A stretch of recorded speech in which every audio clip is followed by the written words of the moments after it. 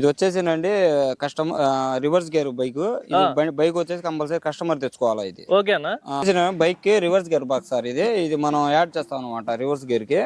దీని ఎటువంటి chain system అవసరం లేదు. ఇది వచ్చేసి డైరెక్ట్ గా హౌజింగ్ పిట్ రన్నింగ్.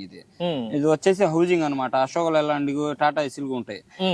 దాని గేర్ బాక్స్ ద్వారా ఈ పిట్ కి కనెక్షన్ ఇస్తాం అనమాట. చైన్ గిన్ ఉండదు దీనికి. డైరెక్ట్ దీని మీద రన్నింగ్. మీకు అసలు జీరో మెయింటెనెన్స్, ఇరిగిపోవడం ఏమి ఉండదు అనమాట. మామూలు బైక్ రన్నింగ్ వచ్చేసి మామూలు గేరే. మీకు రివర్స్ కావాలంటే రివర్స్ గేర్ వేసుకుంటే సరిపోద్ది అనమాట. రివర్స్ కి సపరేట్ ఇది వేస్తే రివర్స్ వెళ్ళిద్ది.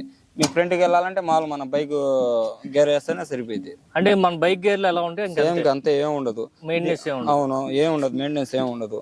ఇది వచ్చేసి కమాన్ కట్టలు పెడతా ఉంటా. కొద్దిగా అప్ అండ్ డౌన్ రోడ్డు ఉన్నా, గుంటలు ఉన్న రైతుకి చాలా బాగుండిద్ది. రన్నింగ్ వచ్చేసి కొద్దిగా అప్ అండ్ డౌన్ ఉన్నా ఇబ్బంది ఏమి ఉండదు అనమాట.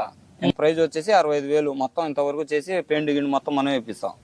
ఆ బైక్ వచ్చేసి కంపల్సరీ కస్టమర్ తెచ్చుకోవాల్సింది. దీని లోడ్ ఎంత ఉంటుంది అన్న? దీని లోడ్ వచ్చేసి ఇది 100 cc కాబట్టి ఆయన కొత్త బైక్ తెచ్చుకున్నాడు. 5 క్వింటాల్ దాకా వేసుకోవచ్చు. 500 కేజీలు. 500 కేజీలు.